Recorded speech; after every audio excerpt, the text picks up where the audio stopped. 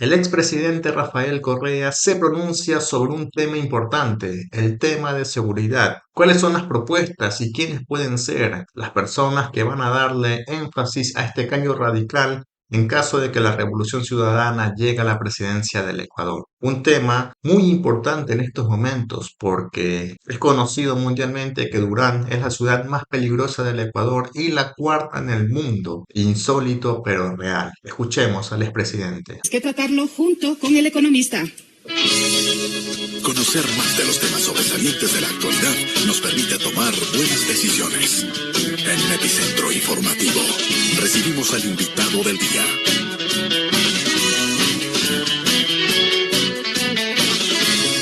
Muy bien, de esta manera nosotros estamos ya iniciando con esta importante entrevista al economista Rafael Correa Delgado, quien es presidente de la República del Ecuador, que se encuentra ahora mismo, nos han indicado, economista, desde México. Cuéntenos, quiero iniciar justamente esta entrevista preguntando al economista, ¿cómo percibe usted la campaña política ahora mismo, no? Esta campaña electoral, estamos a puertas, se ha iniciado ya fuertemente con algunos candidatos, unos conocidos, otros todavía por conocer. Desde fuera del Ecuador, ¿cómo se percibe esta campaña, economista? Bienvenido. Muchísimas gracias por su bienvenida, por esta entrevista a través de Radio La Fiesta. Un inmenso abrazo. Un inmenso abrazo a nuestra querida Ambato, la querida provincia de Tungurahua, la Sierra Central. Bueno, empezamos 6:31 hora ambateña. Ojalá todo el país siga el buen ejemplo de aquella hora ambateña, porque tiene las más feas costumbres, las malas costumbres que tenemos los ecuatorianos en impuntualidad. Y la impuntualidad significa falta de respeto, significa ineficiencia, significa que bueno que el ejemplo nacional de Ambato. ¿Cómo se percibe la campaña electoral? Desde hace tiempo Ecuador, se lo digo con el dolor del alma, con el corazón en la mano, es ejemplo de todo lo malo. O sea, a Europa solo llegan las cosas malas, la violencia, que somos el más nuevo narcoestado del planeta, los 4 niños desaparecidos, y ahora el rompimiento constante de la construcción de las leyes por parte de Daniel Noboa, que destituye a su propia vicepresidenta con su sumario administrativo, que nombra a 2 nuevas vicepresidentas, que un día es el presidente, otro candidato, pese a que la ley lo obliga a pedir licencia. Eso se conoce, y eso destruye aún más el prestigio del país y hace que no venga inversión extranjera. Hemos decrecido el tercer trimestre, el cuarto trimestre con los cortes de luz. Antes del corte de luz, decrecí. Con los cortes de luz hemos decrecido mucho más. El año 2024 será de crecimiento, este año probablemente también. Entonces, la situación es extremadamente grave, el prestigio del país muy malo. Y ya viendo las cuestiones más prácticas y concretas, también nos dice de un proceso electoral totalmente enrarecido, donde hay un presidente candidato que hace lo que le da la gana y no hay institucionalidad de Estado para parar el cargo. No hay consejo electoral, tribunal contencioso electoral, corte constitucional, jueces que digan, ya basta, usted está incumpliendo la ley, si no la cumple, será sancionado, descalificado. No pasa absolutamente nada. Así es. Algo que también queremos preguntarle, economista, la costumbre. El presidente Noboa ha calificado de ilegítimo el binomio de Luisa González y Diego Borja, acusando directamente al candidato a la vicepresidencia, que lleva años viviendo del Estado, en referencia a esto a una empresa en la que Borja supuestamente estaría vinculado como administrador y al que Petroecuador le habría pagado más de $5 millones. Ante esto, ¿qué podemos indicar, economista? Tenemos un niño caprichoso, muy peligroso, un tipo malo en la presidencia de la República, dispuesto a todo, así nació, así creció, ¿no? Así entiende el mundo, a cumplir con sus caprichos. Ahora quiere seguir en la presidencia, y como sabe que va a perder, quiere hacer con Luisa González y Diego Borja lo mismo que hizo con Jean Tope. No derrotarle en las urnas, eliminarlo ilegalmente, porque maneja el Consejo Electoral y maneja el Tribunal Contencioso Electoral. Ya está en manos de los ecuatorianos reaccionar ante tanta trampa. La acusación contra Diego Borja es una tontería, es como que si Radio Fiesta tenga publicidad de una empresa que contrata con Petroecuador y diga entonces que ustedes son contratistas del Estado y que llevan viviendo años del Estado. O sea, con este criterio, prácticamente toda la nación está trabajando para el Estado. O sea, es un inmenso absurdo, pero ya hasta la vergüenza está perdida estos últimos años en Ecuador y hemos perdido hasta la capacidad de asombro, porque se escucha cualquier cosa y no pasa absolutamente nada. Es lo más triste. No hay reacción generalizada de la academia, de los medios de comunicación, diciendo, ya basta, no sea tramposo, quiere ganar, gane limpiamente las urnas. Y es justamente a lo que se refería mi pregunta, ¿no? ¿Será acaso que se quiere hacer lo mismo que se realizó con Jean Topi, que eliminarlo de la lista, de la papeleta de votación en lo que tiene que ver a Luisa González y Diego Borja? Ahora, en el país, en tan solo 8 días, hubo 2 vicepresidentas, ¿no? Denominadas por decreto. Esto con el propósito de reemplazar a Verónica Abad. ¿Cuál es su opinión al respecto? Ya que, estábamos esperando justamente que el 6 de enero se posesione la vicepresidenta, mas sin embargo no pudo y se delegó a otra vicepresidenta por decreto. No sé si estamos también en streaming con video, yo no la veo, pero vieron tal vez que la pregunta generó una sonrisa en mí y, bueno, uno no sabe si reír o llorar, ¿no? Estamos en video economista. Ya, pero uno no sabe, y le pido disculpas porque son cosas demasiado serias, pero uno sabe si, ya no sabe uno si reír o llorar. O sea, un vicepresidente que utiliza un presidente que utiliza una ministra de trabajo. Primero que se pelea con su vicepresidente. Antes de asumir, ya está peleado, ¿no? Imagínense la estabilidad para el país, el daño que le hace. La manda a Israel, después la manda a Turquía, como no se va en 3 días, con su ministra de trabajo le organiza un sumario administrativo y la destituye. A la vicepresidenta constitucional de la República la destituyen con sumario administrativo, ¿no? Y nombran una vicepresidenta en su reemplazo. Le gana la acción de protección a la vicepresidenta. La vuelve a mandar a Turquía, dice que está desobedecido. Nombra otra vicepresidenta, o tal vez recién la nombra, me estoy equivocando un poco en el tiempo, ¿no? Como esa chica se asusta, 2 días después nombra otra vicepresidenta, y así poco a poco siguen destrozando al país. Es obvio, pero es claro, de claridad meridiana, desde el 5 de enero, de acuerdo con la Constitución, con la ley, la presidenta encargada de la República de Ecuador debió ser Verónica Abad. ¿Nos gusta o no nos gusta? A mí no me gusta. Esta señora está en las antípodas de mis convicciones ideológicas, es libertaria, de la línea Milei, ¿no? No ha hablado mal de nosotros. Pero no se trata de defender a Verónica Abad, ambateño. Se trata de defender el Estado de Derecho, el fundamento de la civilización, el Estado de Derecho, leyes preestablecidas que protegen nuestros derechos, evitan abusos, evitan arbitrariedad, evitan incertidumbre, y con eso se puede crecer e invertir. ¿Qué cree que alguien va a venir a invertir a un país, que ya somos una republiqueta bananera nuevamente, donde el presidente destituye con sumario legislativo a su vicepresidenta? Entonces el daño al país es enorme. Pero el 5 de enero, de acuerdo con la ley, con la Constitución, Verónica Abad, ya que el presidente es candidato, debió ser la presidenta encargada de la República de Ecuador, nos guste o no nos guste, y el que no lo sea significa tan solo una cosa: estamos en dictadura. ¿Esto no sería una causa economista de destitución? ¿De pronto la Asamblea Nacional podría tomar estas acciones? No solo de eso, su cuestión de funciones, delito penal, pero no hay institucional en el Estado. Se trató de hacer algo de la Asamblea, los socialcristianos están amenazados por la fiscal, porque acuérdense de todos los escándalos de corrupción en Guayaquil. ¿Quiénes dominaban las cortes de Guayaquil? ¿Quiénes eran los dueños de Guayaquil? Los socialcristianos. ¿Usted cree que un Pablo Muentes va a hacer todo lo que hizo sin que sepa negocio? ¿No? Entonces están involucrados los grandes líderes socialcristianos en esos escándalos de corrupción de la Corte. Desde antes ya estaban involucrados, acuérdense cuando se hizo el allanamiento a JJ Franco, mano derecha de Jaime Nebot. Le tiene todo la fiscal es cómplice del gobierno, y cada vez que no quieran someterse, le dicen, bueno, le sacamos esto. Que no se pudo avanzar en la Asamblea. La Asamblea debió otorgarle licencia a Novoa, porque si quieren leer el artículo del Código de la Democracia, que ellos mismos hicieron, ese artículo del 2020, ¿no? Que dice que hará uso de licencia, no es que tiene que solicitarla, nada de eso. Entonces la Asamblea le podía otorgar la licencia en cumplimiento de la ley y encargar la presidencia en cumplimiento de la Constitución y la ley a la vicepresidenta constitucional Verónica Abad, pero no hubo mayoría. ¿Por qué? Porque los socialcristianos se amedrentaron debido a estas presiones. Y eso significa que no hay institucionalidad en el Estado para controlar esto. Novoa cometió un sinnúmero de infracciones, no solo electorales, infracciones penales, usurpación de funciones, uso de fondos públicos para la campaña, eso especulado, pero no hay institucionalidad del Estado, está todo destruido.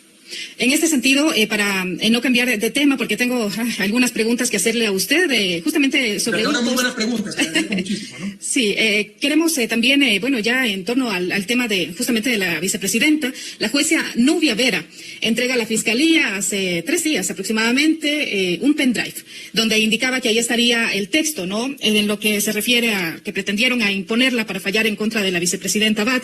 Además, han indicado que no puede dormir frente a tantas amenazas que ha recibido justamente del presidente Mario Godoy del CJ, Jorge Carrillo y también Henry Gaibor. Es lo que ha indicado Nubia Vera. Ha salido el abogado del presidente de la CJ a indicar que no ha entregado absolutamente nada. No van a decir que lo entregaron, ¿no? Habrá que hacer pericia al respecto, pero Nubia Vera es otra de las tantas víctimas de lo que estamos viviendo. Pero permítame leerle primero, señorita periodista, lo que dice la ley. Ambateño, vean si alguien no puede entender esto. O sea, hágaselo leer a un niño de 5 años, lo va a entender. Pero no lo entiende el presidente de la República y su asesor jurídico no lo quieren entender, obviamente. Artículo 93 del Código de la Democracia. Los dignatarios que opten por la reelección inmediata al mismo cargo deberán hacer uso de licencia sin remuneración desde el inicio de la campaña electoral. Los dignatarios que opten por la reelección inmediata al mismo cargo deberán hacer uso de licencia sin remuneración desde el inicio de la campaña electoral. Esto no admite interpretación. Y este señor no le dio la gana de hacerlo, ha destrozado la Constitución, ha destrozado la ley y está cometiendo no solo infracciones electorales, que debió separar ahora, porque ese es el deber del proceso electoral, así que quieran sacar el cuerpo, ¿no? Pero que además, y después obviamente también esto significa destitución del cargo y todo, pero además está cometiendo infracciones penales. Sobre Nubia Vera, ¿no? Una jueza valiente que hizo lo que tiene que hacer, su fallo es impecable desde el punto de vista de derecho, es una nueva víctima de la persecución del régimen, porque Mario Godoy también es cómplice de Noboa, no es que va solito a entregarle el pendrive para que condene a Verónica Abad, eso es el mandadero de Noboa, pero una más en la lista, contemos la lista, enumeremos un poquito la lista, su ex esposa, no me gusta meterme en temas privados, pero es escandaloso, más de 50 juicios, ahora tiene un juicio para reducirle la pensión alimentaria a su hija, el hombre más rico del país, el heredero más rico del país, demandó a su esposa, la audiencia el 21 de enero, todo el poder lo podrá ver, ¿no? O podrá enterarse, no da ni vergüenza, no tiene dignidad humana, ¿no? Un juicio para reducirle la pensión alimenticia a su propia hija, ¿quién hace eso? Luego, Verónica Abad, perseguida, le metió preso al hijo para obligarlo a renunciar, la mandó a Israel, etc. Luego la pobre ministra del día, Andrea Robb, cuando empezaron los cortes de luz en abril, dijo que era sabotaje, que se habían abierto las compuertas de Mazar, de la represa, y que la ministra era cómplice. Luego vino el alcalde de Guayaquil y la sigue la persecución, como si con el odio político se puede gobernar haciendo daño a guayaquileños. Le viene a quitar la competencia ambiental, o sea, antes lo persiguió Aquiles Álvarez con su gasolinera, etcétera, ahora le quita la competencia ambiental al municipio de Guayaquil.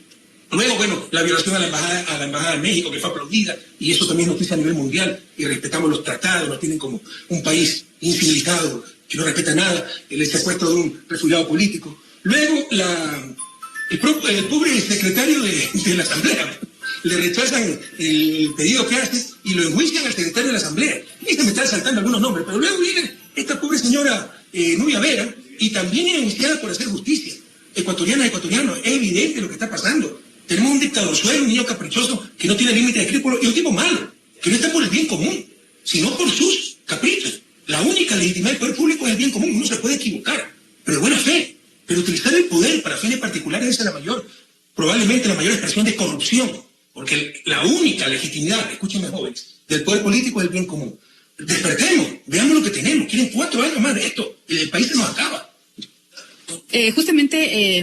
Vamos a continuar con este tema economista, porque me parece que, yo pienso que la mayoría de ecuatorianos en este momento, en este punto, estamos queriendo saber qué es lo que puede pasar con Verónica Abad, si se acepta esta nueva acción de protección que ha solicitado, ¿no? Ya que actualmente el presidente Noboa no se sabe si va a continuar en campaña política, no se sabe si va a continuar con sus funciones como presidente. Si esta acción es aceptada, la vicepresidenta podría de pronto recuperar su lugar, podría regresar a sus funciones.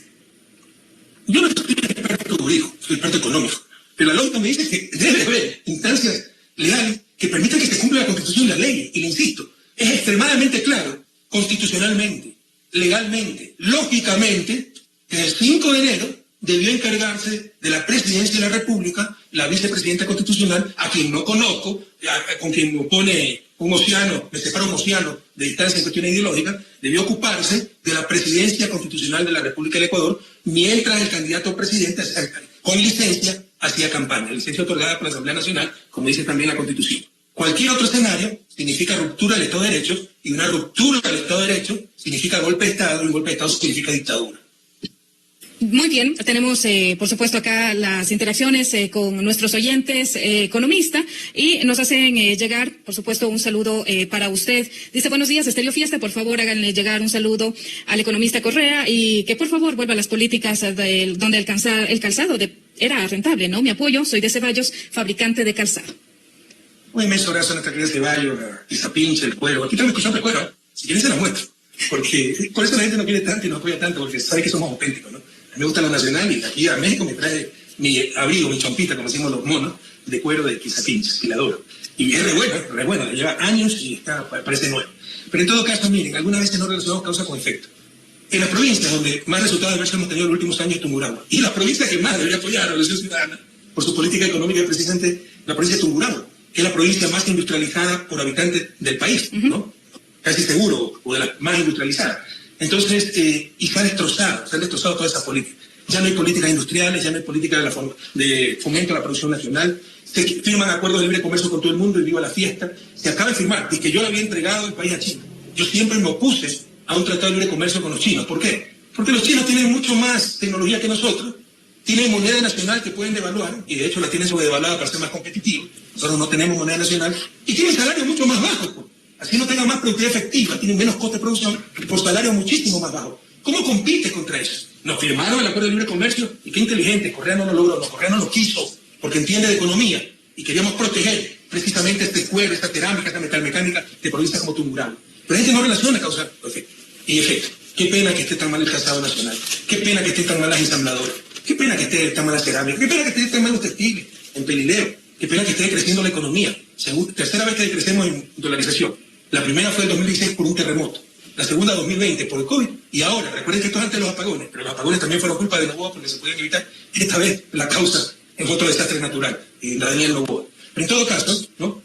Ahora vemos que no hay a quien vender, la industria marcha muy mal, la artesanía nacional marcha muy mal, y no relacionamos. Es porque estos últimos 8 años desmantelaron todas las políticas de fomento industrial, de fomento de la producción nacional que teníamos con la Revolución Ciudadana. Tenemos justamente ahora mismo un post que usted lo posteó en su cuenta X, donde dice: todo llega a saberse. Tenemos los chats de CIES, donde Diana Salazar, Romo, el general Mauro Vargas, Iván Saquicela, Herodes, etcétera, montaron el caso Sobornos. Al respecto de esto, ¿puede ampliarnos, por favor, economista, sobre este tema? Y nos hicieron llegar, hay gente leal todavía en el Estado, nos hicieron llegar los chats del intercambio que realizaba esta señora. También tenemos testigos de las reuniones y participantes de las reuniones, donde estaba María Paula Romo, Iván Saquicela, que su nombre clave era Herodes, la fiscal Diana Salazar, todo por orden de Moreno, atrás Moreno, pero también María Carmen Maldonado, del Consejo de la Judicatura, el consejero Murillo, del Consejo de la Judicatura, planificando el caso Sobornos, falsos positivos, el falso testimonio de Pamela Martínez, los cuadernos hechos en un avión, archivos implantados en una computadora 5 o 6 años después, ¿no? que los encuentran en un allanamiento en la presidencia. Cómo montaron el caso Sobornos para impedirme participar a mí en las elecciones del 2021, y así hicieron presidente a Guillermo Lasso. Si usted revisa ese caso, se desarrolla durante el año 2020, cuando todos los casos penales estaban detenidos, ¿no? Lo hacen en tiempo récord. La casación, que dura más de un año, solo duró 17 días laborables, ni siquiera vuelve a la apariencia, para tener lista una sentencia espuria, en mi caso por influjo psíquico. Yo no quiero decir, yo soy inocente, el resto es culpable. La única culpable ahí es Pamela Martínez, que traficaba influencia. No es que recibía soborno. Había hecho a mis espaldas una empresa, cobraba a Odebrecht, etcétera, una cifra mensual. Dije por asesoría legal, en verdad era para hacer favores, ¿ya? Y no tenía capacidad de contrato ni nada. No existe el soborno. ¿Ustedes han escuchado alguna vez un contrato que se haya dado a cambio de soborno? Es puro ruido, no existe. Pero con esta cantinflada, ¿no? Lograron una sentencia espuria horas antes de mi inscripción, en septiembre del 2020. Con esta inscripción, como candidato tenía inmunidad, podía regresar al país y le ganaba las elecciones, me podía inscribir como vicepresidente, como asambleísta, ¿no? Y con eso hicieron presidente Guillermo Lasso y continuó la destrucción del país. Amateño, ¿ustedes creen que si fuera corrupto? A nosotros nos ha parecido la espía, la inteligencia del Estado, han contratado empresas para revisar nuestros movimientos migratorios, movimientos financieros. Ya no hubiesen descubierto la ruta del dinero, y cada vez que buscan, encuentran su dinero, el dinero de Moreno escondido en Panamá, y no ha hecho nada en 6 años, 5 años, Diana Salazar, porque es cómplice también de Moreno, ¿no? Los corruptos siempre fueron ellos. Nos ha dado asilo a los involucrados, en este caso, el Reino de Bélgica, países como Canadá. ¿Cuál es mejor? ¿La justicia de Bélgica, la justicia de Canadá o la justicia de Ecuador? Las cosas están claras. Esto se les va a derrumbar, pero el daño ya está hecho. Tenemos los chats, ya hay más chats por sacar. Ya sacamos el primero. Tenemos más chats, pero también tenemos testimonio de personas que se han separado de estos grupos y que participaron incluso en las reuniones y saben quiénes fueron los que montaron este caso. Muy bien, economista. Tenemos también otros mensajes que nos hacen llegar, por supuesto, acá a la 94.5 Estéreo Fiesta. Nos dicen: un saludo a Rafael Correa, por favor, pregúntele cuándo regresa, y mi apoyo desde Pelileo.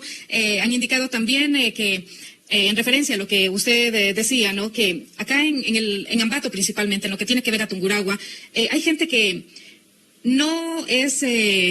¿Cómo lo podríamos descifrar? Que no es agradecida de cierta manera por lo que ha hecho. Han indicado aquí nuestro apoyo al presidente Rafael Correa.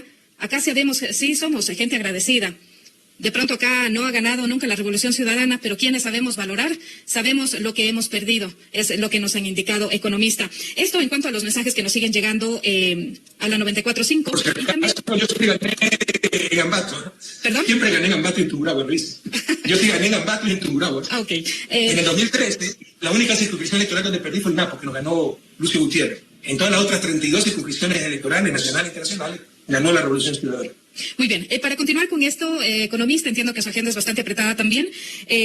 Ahora ya que se viene justamente esta campaña, ¿no?, de desprestigio también, porque hay que indicar que hay algunos videos que están rondando en lo que tiene que ver a las redes sociales, principalmente en TikTok, ¿no?, donde indican que Jorge Glass va a ser utilizado para la campaña sucia de la Revolución Ciudadana y que están planificando ustedes asesinarlo para desacreditar a lo que tiene que ver al gobierno de Noboa, para poder ganar estas nuevas elecciones, es lo que han indicado.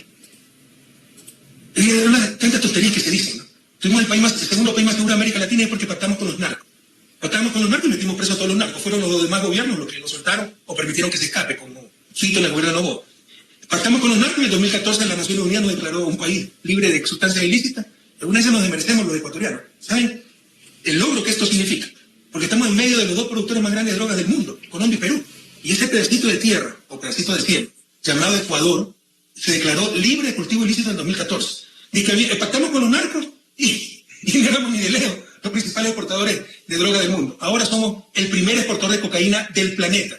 Pero somos nosotros los que pactamos con los narcos y por eso somos paz. Pues imaginen lo irracional del argumento. Y si no puede demostrar lo contrario, que se lo estoy demostrando, entonces significa que es verdad. Entonces el buen alumno, queridos jóvenes, amateños, ustedes son pilas, el buen alumno, el mediocre, el vago, le va a decir, tú eres buen alumno porque copias. Así el otro se ha quemado las pestañas estudiando. Como no puede demostrar lo contrario, el buen alumno es el copión, es el malo. Y el vago, este es el bueno, porque a pesar de ser vago, a pesar de ser inútil, no copia. Este es el país que queremos, país de mediocres, país de mentira. Ahora, somos nosotros los que vamos a atentar contra la vida de Jorge Glass, que está en una cárcel de alta seguridad, a cargo del gobierno. Estamos locos. Y si aceptan esta tontería, están muy bien que me lo pregunten, agradezco mucho, ¿no? Pero hay gente que las cree. Cuando es lo contrario, usted puede ver posts míos hace algunos meses, porque también nos pasaron, inteligencia del Estado, le incito, hay gente leal todavía dentro del Estado, ¿no? Que nos ayuda. Cuando nos pasaron hace meses, la versión exactamente opuesta. Que una de las cosas que iban a hacer es anunciar que Jorge Glass por fin se quebró, e iba a confesar todo lo que sabía involucrar a Correa, y al día siguiente amanece muerto. Y van a echarle la culpa de ese asesinato. Entonces, están muy atentos. Esta gente es capaz de todo, pero a que no insulte nuestra inteligencia. Jorge Glass es mi hermano, lo conozco a los 11 años. Fue mi alumno, mi boyestado. Todos estos años hemos luchado con un gran costo político, porque lastimosamente la mayor parte de la gente cree que es un tipo corrupto, y es un tipo recontra honesto, patriota, y nosotros defendemos la verdad independientemente del costo político. Todos estos años lo hemos defendido radicalmente. La cárcel la manejan ellos. Está en la cárcel más segura del país, y si le pasa algo es culpa nuestra para ganar las elecciones. ¿Quién puede creer algo así? Ya cuando alguien cree algo así, el malo no es el que lanzó la mentira, el bulo, sino el que la cree, porque ya atenta contra la inteligencia mínima de cualquier ser humano. Y justamente la pregunta es de referencia a esto, ¿no? Para que sea aclarada. Y también, bueno, hay algo que quiero preguntarle a usted. ¿Qué opina de esto? Que nos parece... Este lunes que pasó, la ministra de Seguridad de Argentina se refirió en una entrevista en YouTube, en el canal denominado Carajo, ¿no? Aquí dijo, y lo voy a leer textualmente, economista. Yo creo que el caso de Ecuador, el caso que está viviendo actualmente Ecuador, responde a la lucha brutal política entre los gobiernos, porque estuvo Lasso, cayó, ahora está Noboa, es lo que ha indicado, y Correa, que intenta todo el tiempo recuperar su presidencia, y para esto utiliza cualquier recurso, hasta el narcotráfico, acotó la ministra de Argentina. Ante estas acusaciones, ¿cuál sería su respuesta, economista? Mire, perdí el tiempo en lo que dice una desubicada que ni la conozco, pero demuestra su nivel intelectual y su odio. Ya, o sea, un país, créanme, o sea, usted dice algo así sobre Estados Unidos, ¿usted cree que se va a repetir una noticia así en Estados Unidos? Dice algo así sobre un país europeo, ¿usted cree que alguien lo va a repetir? Se van a reír por unas payasadas así. Y peor de la injerencia también, se va a indignar por injerencia. ¿De quién le puede hacer caso a las payasadas? Ahora resulta que la violencia no ha sido el narcotráfico, no ha sido los grupos organizados, sino porque Correa quiere volver a la presidencia. Y para eso utiliza el narcotráfico. O sea, ¿quién puede creer una tontería así? Ecuatorianos, reaccionemos, porque eso también determina el nivel de la democracia, el nivel del debate público. Y nos tienen debatiendo barbaridades que no resisten el menor análisis. Y van a seguir. La otra vez trajeron al presidente Duque de Colombia, y Correa el pactó con el narco. Y soy yo el que tengo que mostrar que no es así. Y resulta que en su gobierno es que se rompió récord en la producción, récord histórico y mundial en la producción de droga en Colombia. Y hacemos caso a payasos así. Ya recuperemos nuestro amor propio como país, rechacemos la injerencia y recuperemos, ¿no?, el sentido común, rechacemos las tonterías, que ya solo se pueden tachar de irracionales. Pero resulta que la violencia que está viviendo en el país no es el desmantelamiento del Estado, no es que eliminar el Ministerio de Seguridad, el Ministerio de Justicia y entregaron a las cárceles al grupo organizado de poder, no es que ya somos el nuevo narcoestado del planeta. No, es que Correa quiere regresar a la presidencia y para eso utiliza el narcotráfico. Quien quiera creer esto, pues ya, ¿qué podemos hacer? Y ahí hay un problema ya casi psicológico. La ola de migración economista hacia Estados Unidos es muy latente ahora en la actualidad. Lamentablemente nuestros ciudadanos están luchando, ¿no? Y han pedido en reiteradas ocasiones al gobierno, no solamente a que se pueda lograr el estatus de protección temporal, o también llamado el TPS, ¿no?, para regularizar la estadía en este país. ¿Cuál es su pensamiento? Y ya estamos apenas a días, el 20 de este mes es la posesión de Donald Trump. ¿De qué manera también, acaba otra pregunta, de qué manera puede impactar a nuestro país la posición de Trump en temas económicos, en el tema de extradición y migración? Yo les tengo una mejor propuesta. Luchemos por un país donde del cual nadie tenga que salir contra su voluntad. Porque una cosa es que uno quiere vivir en otro país por cuestiones familiares, lo que yo hice en 2017, mi esposa era de Bélgica, habíamos vivido 25 años en Ecuador, mis dos hijas estaban estudiando en Francia, entonces era muy duro a nivel humano seguir en Ecuador, y para mi esposa también, y separada de mis dos hijas, separadas, fuimos allá. Otra cosa es que tenga que salir del país, porque no tengo empleo, porque no tengo que mantener mi familia, porque un joven no encuentra universidad, no encuentra trabajo, y tiene que ir a ganarse la vida como pueda, en tierras lejanas a la tierra que lo vio nacer. Ellos son exiliados de la pobreza, son expulsados de la pobreza, ¿no? Nos hablan de libertad. ¿Qué libertad tiene esa gente si es obligada a salir de su propia patria? Entonces yo le hago una mejor propuesta. Recuperemos, revivamos juntos Ecuador, como lo hicimos en 2007 a 2017, cuando crecíamos mucho más que el promedio de América Latina, cuando éramos los campeones en reducción de pobreza, reducción de desigualdad, cuando hubo 1 millón más de afiliados al Seguro Social, cuando el empleo era de calidad, cuando teníamos los salarios básicos más altos de la región, y que la gente no tenga que salir de su propia patria contra su voluntad. Y que los que se fueron regresen, como ocurrió en nuestro gobierno, porque es uno de los más grandes están los orgullos que tenemos, el mejor indicador del éxito de la década ganada. La gente empezó a regresar, el flujo migratorio se revirtió, ya no salían, regresaban, y venían también españoles, europeos, estadounidenses, incluso a África, Asia, porque acuérdense que había la crisis subprime en el 2008, la crisis de la hipoteca. España estaba en problema y vinieron muchísimos profesionales, médicos, ingenieros españoles. Entonces luchemos por ese país, Ambato querido. Usted es una potencia productiva. Ambato, Tungurahua. Unamos esfuerzos para recuperar esa política del 2007-2017 y revivir junto a Ecuador para que la gente no tenga que salir de su propia patria. Economista, ya para terminar... Yo creo que a nivel económico no habrá mucho problema. Trump es proteccionista. En este sentido, yo haría lo mismo que Trump. Se le están yendo las empresas fuera del país, se está perdiendo empleo en Estados Unidos, están yendo a invertir a India, China, porque los salarios son más baratos. Perfecto, váyanse, pero pongan aranceles en su producto, porque voy a proteger el empleo nacional. Yo haría lo mismo que Trump en ese sentido. Yo creo que a nivel económico no creo que haya mayor problema. Sí a nivel de migración, porque se va a endurecer eso muchísimo, va a haber deportaciones y tenemos que prepararnos para recibir tal vez una importante cantidad de migrantes que regresen al país. Dicho esto, también recuerden una cosa: ¿cuánto le debe la patria a nuestros migrantes? Nuevamente rompieron los récords de divisas en el 2024, 2023, más de 5.000 millones de dólares, y eso es lo que sostiene a la dolarización y a la economía en general. En 2024 vamos a decrecer. Decrecimos ya antes de las cortes de luz. Con los cortes de luz vamos a decrecer aún más. Si los 5.000 millones y pico que mandan los migrantes anualmente, ¿saben dónde estuvieron? No existiera país. Economista, ya para terminar, tenemos poquísimos minutos ahora mismo. Acá en Ambato se han incrementado las muertes violentas. Le comento que acá se han dado 4 muertes violentas. En tan solo llevamos 16 días, ¿no? 16 días del mes de enero. Y lamentablemente se han dado estas muertes violentas acá. El tema de la muerte de los alcaldes, los niños adolescentes, de lo que tiene que ver a las Malvinas, de estos menores que han sido asesinados. Y otro tema que también es importante, el tema de la educación. No hay cupos en las escuelas, en los colegios, en las universidades, y esto ha complicado mucho, ¿no? Que nuestros niños y jóvenes puedan tener acceso a un derecho que les pertenece. Actualmente no hay cupos y nadie responde ante esto. Podemos decir, economista, que en lo personal palpamos de frente todo esto, porque le comento, mi niña quiere seguir la carrera de economía y no ha conseguido un cupo hasta la actualidad en la Universidad Técnica de Ambato. Haga que estudie economía y después me avisa para irme con ella y cambiar el chip. Porque mucho de lo que se estudia como economía es tan solo ideología disfrazada de ciencia. Cada vez estoy más convencido de aquello.